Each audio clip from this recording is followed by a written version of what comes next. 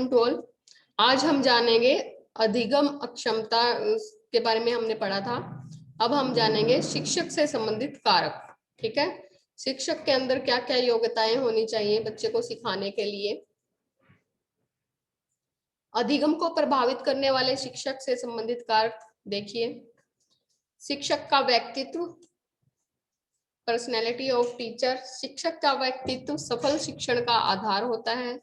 सीखने की प्रक्रिया, शिक्षक पथ प्रदर्शक का काम करता है, अतः उसका स्थान बड़ा महत्वपूर्ण है। बिल्कुल भाई, शिक्षक ही है जो आपका मार्गदर्शन करता है, मोटिवेट करता है, सही मार्ग दिखाता है। ठीक है, उसका बहुत महत्व है। उसके व्यक्तित्व, आचार विचार, व्यवहार, ज्ञान, शिक्षण विधि का छात्रों के सीखने पर सीधा प्रभाव पड़ता है। बिल्कुल उसके जैसे आचार विचार होंगे, उसका व्यक्तित्व कैसा है, टीचर खुद कैसा है, आदर्शवादी होना चाहिए एक टीचर को। ठीक है, तो वो क्या है, बच्चों पर उसका प्रभाव पड़ता है इस चीज का। इस दृष्टि से शिक्षक का व्यक्तित्व आकर्षक एवं अत्यंत प्रभावशाली होना चाहिए। उसे अपने कार्यों एवं व्यवहार बनाए रखते हुए छात्रों पर एक अनूठी छाप छोड़नी चाहिए। छात्र जाने अनजाने शिक्षक के व्यवहार से बहुत सी बातें बहुत स्वयं ही सीख लेते हैं।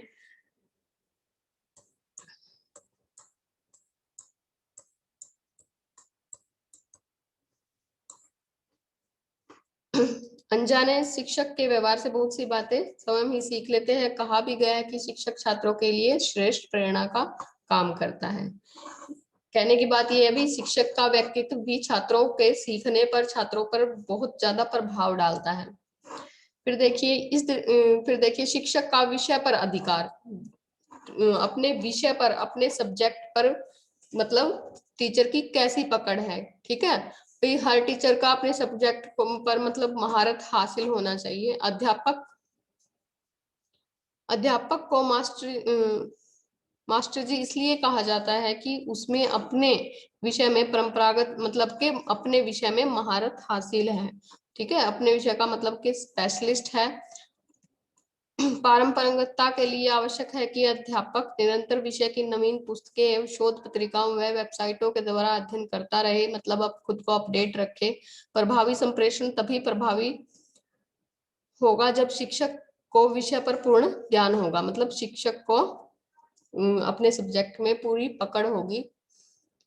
शिक्षक का किसी विषय से संबंधित ज्ञान, अनुभव या योग्यता आदि छात्रों के अधिगम को प्रत्यक्ष रूप से प्रभावित करता है। जो शिक्षक का अनुभव है, एक्सपीरियंस है, उसकी योग्यता है, वो क्या है, सीधे रूप से ही उसको जो स्टूडेंट है उसको प्रभावित करती है। यदि शिक्षक को अपने विषय की गहन जानकारी नहीं है, पूर्ण डीप नॉलेज नहीं है, तो वह छात्रों को बहुत कुछ नहीं दे सकता, मतलब कि पूरी जानकारी नहीं दे सकता, पूरी नॉलेज नहीं दे सकता,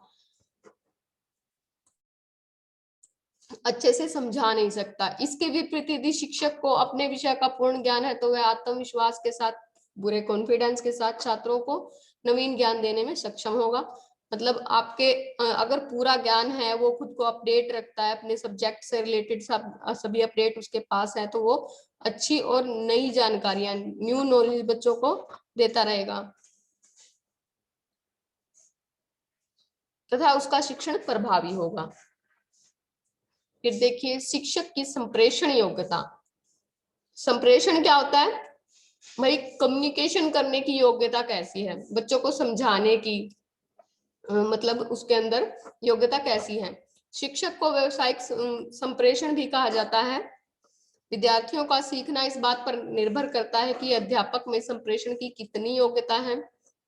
यदि आप अपने इन अध्यापकों को याद करें जिनका पढ़ाया आपको तुरंत समझ में आ जाता है, तब आप पाएंगे कि उन अध्यापकों का संप्रेषण अत्यंत प्रभावी है। मतलब कि समझाने, एक स्टूडेंट के से और टीचर के बीच में जो संप्रेषण होता है, कम्युनिकेशन होता है, वो किस तरह से समझाता है, एग्जाम्पल देता है। ठीक है, हर एक बात को मतलब एक्सप्लेन करता है, तो ये क्या है, संप्रेषण की उसमें अच्छी योग्यता है। शिक्षक का व्यवहार देखिए, नेचर वाइज कैसा है।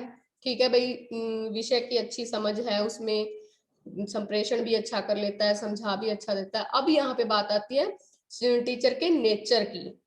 ठीक है। शिक्षक का व्यवहार छात्रों के सीखने को प्रत्यक्ष रूप से प्रभावित करता है। शिक्षक में एक आदर्श शिक्षक के सभी गुण होने चाहिए। उसके व्यवहार में सहानुभूति, सहयोग, समानता, ठीक है।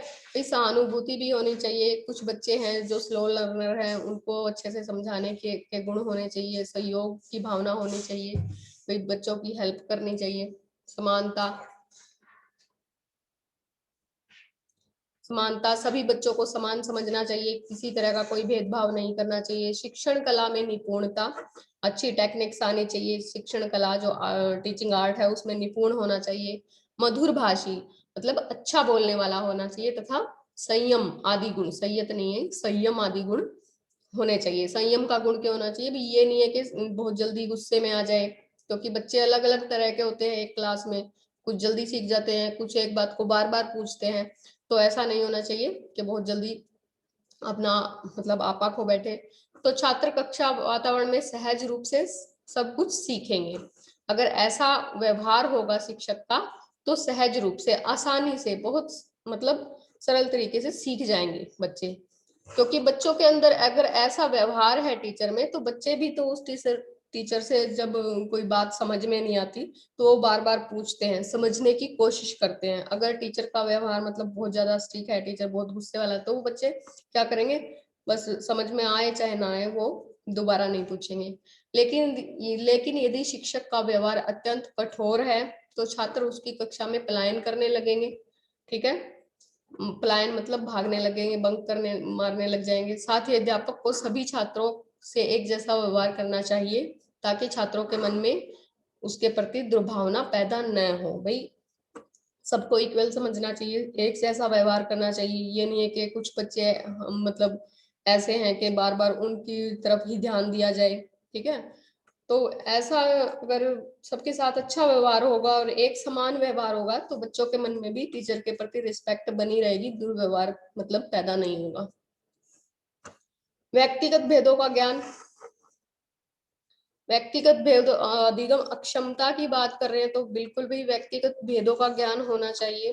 प्रत्येक छात्र की बुद्धि, रुचि मतलब इंटेलिजेंसी, इंटरेस्ट और योग्यता, ठीक है, क्षमता, अभिवृत्ति आदि अलग अलग होती हैं। इन्हीं विशेषताओं के कारण कुछ छात्र शिक्षक द्वारा प्रदत्त ज्ञान को आसानी से आत्मसात कर लेते हैं। शिक्षक द्वारा दिए गए ज्ञान को आसानी से आत्मसात मतलब ग्रहण कर लेते हैं, और कुछ देर से कर पाते हैं। जो भी इंटेलिजेंट है, जिनका इंटरेस्ट है, जिनकी क्षमता है, कैपेसिटी है, ठीक है, तो वो क्या करते हैं, जल्दी सीख जाते हैं शिक्षक के द्वारा दिए गए ज्ञान को। और जो स्लो लर्नर है वो धीरे सीखते हैं, और कुछ है बिल्कुल ही नहीं कर पाते, उनको बार बार बताने की जरूरत पड़ती है। ठीक है, अलग टेक्निक्स मतलब यूज करनी पड़ती है। बच्चों का मेंटल लेवल बच्चे मतलब टीचर को पता होना चाहिए।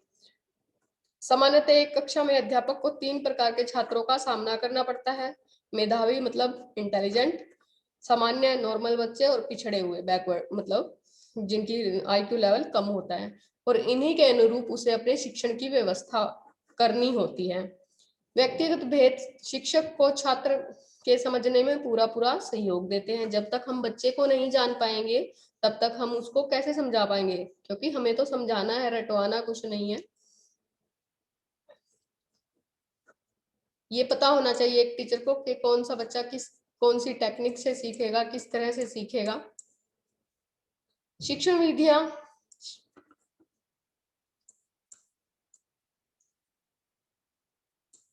शिक्षण विधि का सीधा संबंध अधिगम प्रक्रिया से होता है। साथ ही मतलब के शिक्षण जो टीचिंग मेथड्स हैं हमारे, उनका सीधा संबंध किस पर पड़ता है, हमारे अधिगम प्रक्रिया पर, मतलब के लर्निंग प्रोसेस जो है उस पर पड़ता है।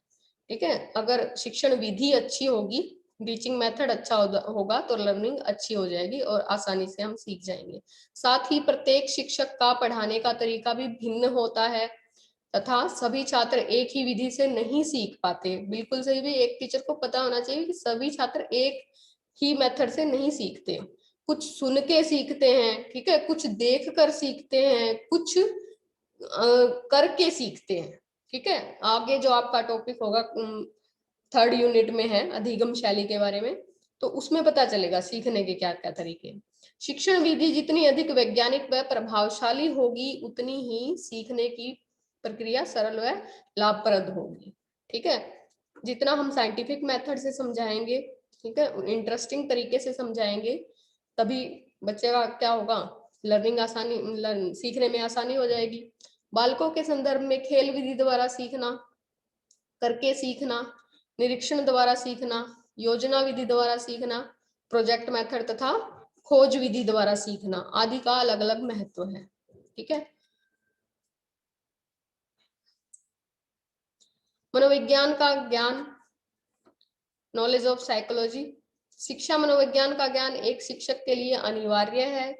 इस परिप्रेक्ष्य में यह बात बिल्कुल स्पष्ट हो जाती है कि तब तक एक अध्यापक को मनोविज्ञान के सिद्धांतों का शिक्षा में प्रयोग कर उसे प्रभावी नहीं बना सकता। मतलब जब तक उसे मनोविज्ञान का ज्ञान नहीं होगा, मनोविज्ञान का ज्ञान होना बहुत जरूरी है, ठीक है, साइकोलॉजी का, तभी वह बच्चे की मनोवृत्तियों को जान पाएगा, उनके लेवल को जान पाएगा। ठीक है, कौन सा बच्चा कैसे सीख सकता है, ये सभी इसी बात से जुड़ी हुई है कि भाई उसको मनोविज्ञान का ज्ञान होना चाहिए। उसे बाल विकास प्रक्रिया, वंशानुक्रम, व्यक्तिगत भेद, प्रेरणा तथा सीखने के सिद्धांत आदि का ज्ञान होना चाहिए।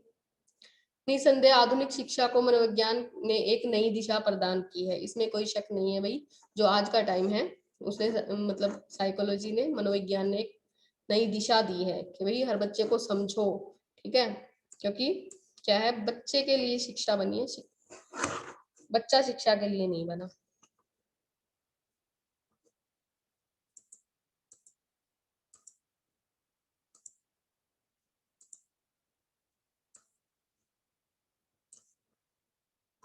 बाल केंद्रित शिक्षा, आज की शिक्षा कैसी है, आज की शिक्षा बाल केंद्रित है, चाइल्ड सेंटर्ड एजुकेशन है। ठीक है, उस पे किसी भी चीज को थोपा नहीं जाता, बच्चे को जाना जाता है, उसके अकॉर्डिंग उसको शिक्षा दी जाती है। शिक्षा मनोविज्ञान ने आज शिक्षा की धारा एवं प्रत्यय को पूरी तरह बदल दिया है। प्राचीन काल में शिक्षा का केंद्र बालक न होकर अध्यापक होता था। भाई पहले शिक्षा थी अध्यापक, मतलब बालक का स्थान गौण था और प्राथमिक स्थान टीचर का था। ठीक है, टीचर सेंटर्ड थी। बालक की परवाह किए बिना ही शिक्षण कार्य चलता रहता था। ठीक है, बच्चे को चाहे वो बच्चे के मानसिक स्तर से ज्यादा ही क्यों ना हो, पर वो उसे पढ़ना ही पड़ता था। परंतु अब शिक्षा का केंद्र बिंदु बालक हो गया है। अतः शिक्षक के लिए आवश्यक है कि जो भी ज्ञान छात्रों को प्रदान करे वह उनकी रुचि, जो भी नॉलेज बच्चों को दी जाए वो नॉलेज उनकी रुचि के अकॉर्डिंग, इंटरेस्ट के अकॉर्डिंग होनी चाहिए, उनकी क्षमताओं कैपेसिटी के अकॉर्डिंग होनी चाहिए और एवं स्तर के अनुकूल होनी चाहिए, उनके मेंटल लेवल के अकॉर्डिंग होनी चाहिए। ठीक है, समय सारणी, टाइम टेबल देखिए। शिक्षा मनोविज्ञान के कारण ही विद्यालयों में समय सारणी बनाते समय ध्यान रखा जाता है कि कौन सा विषय पहले लिया जाए और कौन सा बाद में। पहले बालकों की थकान, विश्राम में अवधान पर कोई ध्यान नहीं दिया जाता था, लेकिन अब इन सभी पहलुओं पर विशेष ध्यान दिया जाता है। खेल के समय दूसरी विविध क्रियाओं के आयोजन भी किए जाते हैं। व्यवस्था समय चक्र में सूक्ष्म रूप से कर ली जाती है। साथ ही समय सारणी बनाते समय मौसम, बालकों की योग्यता, रुचि एवं व्यक्तिगत विभेदों पर ध्यान दिया जाता है। तो भाई समय सारणी, टाइम टेबल बनाया जाता है कि किस टाइम गेम पीरियड होगा, किस टाइम हम कौन से सब्जेक्ट को सबसे पहले पढ़ाया जाएगा, ठीक है, कौन से सब्जेक्ट को सबसे बाद में पढ़ाया जाएगा। ये सब समय सारणी का अच्छे से ज्ञान होना चाहिए। पाठ्य सहगामी क्रियाएं, पहले क्या था कि एक्टिविटी में भी इतना ध्यान नहीं दिया जाता था, सिर्फ अक्षर ज्ञान ही कर, मतलब पढ़ने पर ही जोर दिया जाता था। सिर्फ बुक बुक जो पुस्तकीय नॉलेज थी, पुस्तकीय ज्ञान था, उस पर ही ज्यादा जोर दिया जाता था।